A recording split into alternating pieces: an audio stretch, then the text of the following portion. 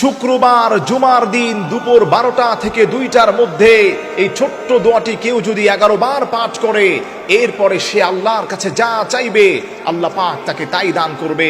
আপনি জানলে অবাক হয়ে যাবেন। জুমার দিন হচ্ছে অত্যন্ত গুরুত্বপূর্ণ, যাকে হাদিসের ভাষ্য মতে সাইয়্যিদুল আইয়াম বলা হয়। আল্লাহর হাবিব সাল্লাল্লাহু আলাইহি সাল্লাম বলে দিয়েছেন, এই জুমার দিন হচ্ছে আল্লাহর কাছে অত্যন্ত প্রিয়। তার কারণ হলো এই জুমার দিনে আল্লাহ রাব্বুল আলামিন হযরত আদম আলাইহিস সালাতু ওয়াস সালামকে সৃষ্টি করেছেন। আদম আলাইহিস সালাতু ওয়াস সালামকে শুধু সৃষ্টি করে নাই, জান্নাত জাহান্নাম, একটি বর্ণনায় পাওয়া যায় গোটা কায়নাতকে আল্লাহ রাব্বুল আলামিন এই জুমার দিনে সৃষ্টি করেছেন। আল্লাহু আকবার পড়েন। এজন্য আমার প্রিয় ভাইরা, জুমার দিন আল্লাহর কাছে এত প্রিয়।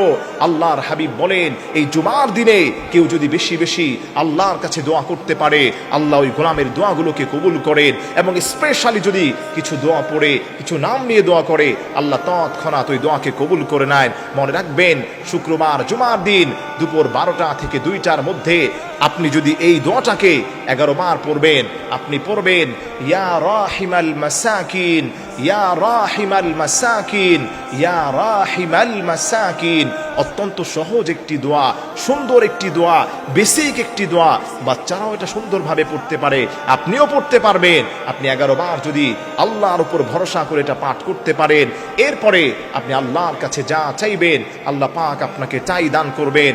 এই দোয়াটা পড়ার আগে অবশ্যই অবশ্যই আপনি নবী পাক সাল্লাল্লাহু আলাইহি ওয়াসাল্লামের উপর 3 বার যে কোনো দুরূদ শরীফ পড়ে দিবেন। দুরূদ শরীফ হচ্ছে এমন আমল, যে দুরূদ শরীফটা পড়ার কারণে আল্লাহ রাব্বুল আলামিন ওই বান্দার গুনাহগুলোকে মাফ করে দেন, তার দোয়াগুলোকে কবুল করেন। দোয়া যদি আপনি কবুল করাতে চান, তাহলে অবশ্যই অবশ্যই আপনাকে নবীজি সাল্লাল্লাহু আলাইহি ওয়াসাল্লামের উপর দুরূদ পড়তে হবে। যে যত বেশি নবীজির উপর দুরূদ পড়বে, আল্লাহ পাক তাকে তার দোয়া তত বেশি কবুল করে নেবেন। সুবহানাল্লাহ পড়েন। একটি হাদিসের মধ্যে পাওয়া যায়, আল্লাহর যেই গোলামটা আল্লাহর হাবিবের উপর দুরূদ শরীফ পড়ার পরে আল্লাহর কাছে হাত উঠিয়ে যা চাইবে আল্লাহ পাক তাকে তাই দান করবেন। কেউ যদি দোয়া করার পূর্বে আল্লাহর হাবিবের উপর দুরূদ শরীফ না পড়ে, ওই দোয়াটা মুআল্লাকুন ফিস সামা, আসমান এবং জমিনের মধ্যবর্তী স্থান এটা ভাসমান থাকে, ওই দোয়াকে কবুল করা হয় না। এজন্য আমার প্রিয় ভাইরা, আপনি যখনই শুক্রবার পাবেন জুমার দিন দুপুর 12টা থেকে 2টার মধ্যে, অবশ্যই আপনি প্রথমে আল্লাহর হাবিব সাল্লাল্লাহু আলাইহি সাল্লামের উপর 3 বার দুরূদ শরীফ পড়বেন। দুরূদ ইব্রাহিম পড়তে পারেন, সাল্লাল্লাহু আলাইহি ওয়াসাল্লাম এই দুরূদটাও আপনি পড়তে পারেন। এরপরে হাতে গুনে গুনে আপনি 11 বার পড়বেন ইয়া রাহিমাল মাসাকিন, ইয়া রাহিমাল মাসাকিন, ইয়া রাহিমাল মাসাকিন। এই ছোট্ট দোয়াটি আপনি 11 বার পাঠ করে আবারও 3 বার নবী পাক সাল্লাল্লাহু আলাইহি সাল্লামের উপর দুরূদ শরীফ পেশ করবেন। আল্লাহর কসম খেয়ে বলি, বুলেটের গুলি মিস হতে পারে, এই দোয়া কখনোই মিস হবে না। আপনি আল্লাহর কাছে হাত উঠিয়ে বলবেন, আল্লাহ হে, আমার দুনিয়াতে কেউ নাই, সবাই আমার বিরুদ্ধাচরণ করে, শত্রু লেগে গেছে, মানুষ আমার ক্ষতি করতে চায়। আল্লাহ বলে, গোলাম তোর জন্য আমি যথেষ্ট। আল্লাহ যদি আপনার জন্য যথেষ্ট হয়ে যায়, আল্লাহ যদি আপনার জন্য একমাত্র জিম্মাদার হয়ে যান, তাহলে এই পৃথিবীর কোনো পরাশক্তি আপনার কোনো ক্ষতি করতে পারবে না।